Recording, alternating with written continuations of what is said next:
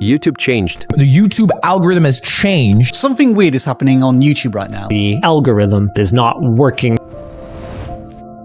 ዩቲዩብ ላይ ለተወሰነ ጊዜ የቆያችሁ ኮንቴንት ክሬተሮች አንድ ነገር እንደተሰማችሁ እርግጠኛ ነኝ። ያ ድሮ የምናውቀው የቪዲዮ ታይትል ላይ መልፋት፣ ለሰራችሁት ቪዲዮ ታጎችን መደርደር ወይም ደግሞ ከ8 ደቂቃ በላይ ያሉ ቪዲዮዎችን መስራት እና ሌሎች በዩቲዩብ ላይ ጥሩ እይታ ለማግኘት ሲደረጉ የነበሩ ዘዴዎች አሁን ላይ ውጤት ማምጣት አቁመዋል። ስለዚህ የዩቲዩብ አልጎሪዝም ለውጥ ብዙ ወሬዎች አሉ፣ ግን ዋናውና ማንም የማይነግራችሁ እውነት ይሄ ነው። አሁን ላይ የዩቲዩብ አልጎሪዝም ከሰርች ኢንጂን ወደ አንሰር ኢንጂን ተቀይሯል። ይህ ደግሞ የሆነው በጉግል አዲሱ የጀሚናይ ኤአይ አማካኝነት ነው። ይሄ የዩቲዩብ አልጎሪዝም ለውጥ ዝም ብሎ ትንሽ ለውጥ አይደለም፣ የዩቲዩብ አልጎሪዝምን የቆየ አሰራር የሚቀየር ትልቅ ክስተት ነው። በዚህ ቪዲዮ ውስጥ ይህ አዲሱ ኤአይ እንዴት ቪዲዮዎችን ለትክክለኛ ኦዲየንሶች እንደሚመርጥ፣ ጉድ አባንድመንት እና ባድ አባንድመንት የሚባሉትን አዳዲስ የዩቲዩብ አልጎሪዝም መለኪያዎችና ዋናው ደግሞ በዚህ አዲስ የዩቲዩብ አልጎሪዝም አሰራር ውስጥ ቻናላችሁን እንዴት ማሳደግ እንዳለባችሁ ደረጃ በደረጃ አሳያችኋለሁ። አብረን እንየው። እሺ፣ ይህንን አዲሱን የዩቲዩብ አልጎሪዝም ለውጥ ለመረዳት መጀመሪያ በጉግል እና በዩቲዩብ መሃል ያለውን ግንኙነት መረዳት ያስፈልጋል። ለብዙ ዓመታት እነዚህን ትልልቅ ሁለት ካምፓኒዎች እንደተለያዩ ነገሮች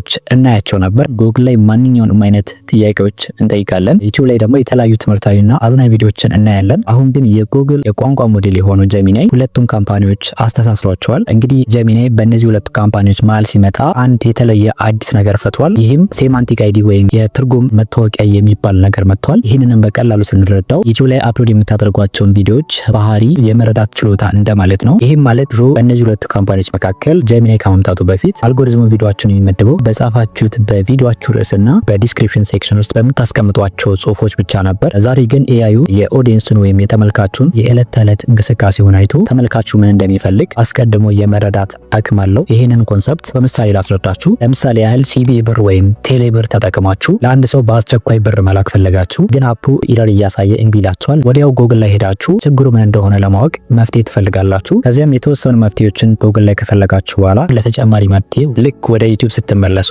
መጀመሪያ ስክሪናችሁ ላይ የሚመጣው ለተፈጠረው ችግር መፍትሄ ሊሰጣችሁ የሚችል በዩቲዩብ ሆም ፔጃችሁ ላይ ሾርት ቪዲዮ ሊመጣላችሁ ይችላል።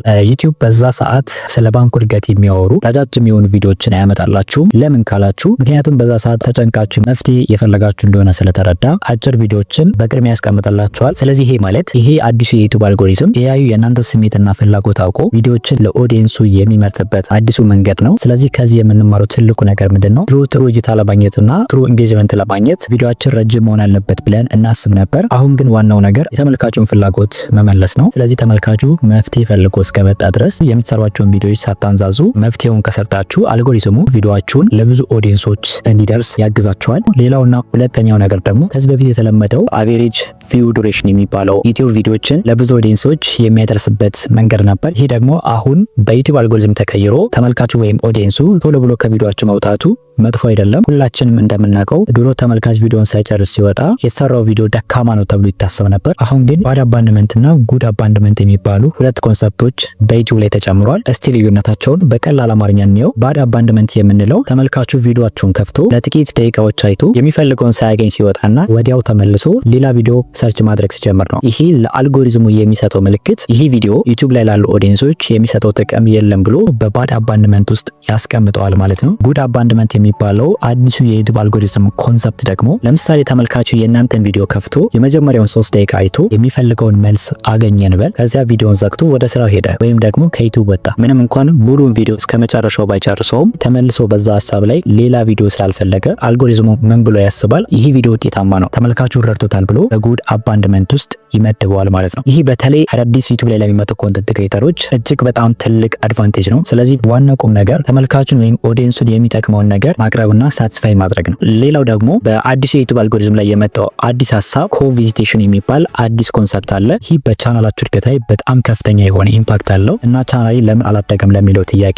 መልሱ ግሩፒንግ ወይም ኮቪዚቴሽን በሚለው አዲሱ የዩቲዩብ አልጎሪዝም ህግ ውስጥ ሊሆን ይችላል። አሁን ላይ ዩቲዩብ የእናንተን ቪዲዮ ለብቻ አይመለከትም። ይልቁንም የዚህ ቪዲዮ ተመልካቾች ሌላ የትኛው ቻናል ላይ ይሄዳሉ ብሎ ይጠይቃል። ለምሳሌ እናንተ ስለ ፕሮዳክቲቪቲ ወይም ስለ ምርታማነት የምታስተምሩ ከሆነና ተመልካቾቻችሁ እንደ አሊ አብዳሊ ያሉ ትልልቅ ቻናሎችን የሚያዩ ከሆነ አልጎሪዝሙ ይህ ቻናል ጥራት ካላቸው ቻናሎች ግሩፕ ነው ብሎ ይፈርጃል። ከዛም ለእነዚህ ትልልቅ ቻናሎች ተመልካች የእናንተ ቪዲዮ ማስተዋወቅ ይጀምራል። ግን አብዛኛው ሰው የሚሳሳተው እዚህ ጋር ነው። ይህም ቪዲዮ ሰርታችሁ ለማንኛውም ሰው አትላኩ። ለቴሌግራም ግሩፕ ወይም ለሰፎር ሰብ ግሩፖች መላክ ቻናላችሁን ይገለዋል። ስለዚህ የኔ ዋናው ምክር የመጀመሪያ ተመልካቾቻችሁን በጥንቃቄ ምረጡ፣ ካልሆነ ግን አልጎሪዝሙን ግራ ታጋቡታላችሁ። ሌላውና የመጨረሻው አዲሱ የዩቲዩብ አልጎሪዝም ለውጥ ደግሞ ኮሜንቶችን አንብቦ የመረዳት ብቃቱ ነው። ዩቲዩብ አሁን የኮሜንት ብዛት ብቻ ሳይሆን የኮሜንቱን አውድ ወይም ኮንቴክስት ያነባል። ድሮ በቪዲዮአችሁ ላይ ብዙ ኮሜንቶች ካሉ ቪዲዮ ጥሩ ነው ይባል ነበር። ይሄም ማለት ፖዚቲቭ የሚሆን ኔጌቲቭ ኮሜንቶች በቪዲዮአችሁ ላይ ቢሰጡ ያ ቪዲዮ ቫይራል የማውጣት አቅሙና ብዙ እይታ የማግኘት አቅሙ ከፍተኛ ነበር። አሁን ግን እንደ ጀሚናይ ያሉ የዩቲዩብ አልጎሪዝም ሞኒተር የሚያደርጉ የኤአይ ቱሎች በቪዲዮአችሁ ላይ የሚሰጡ ፖዚቲቭ እና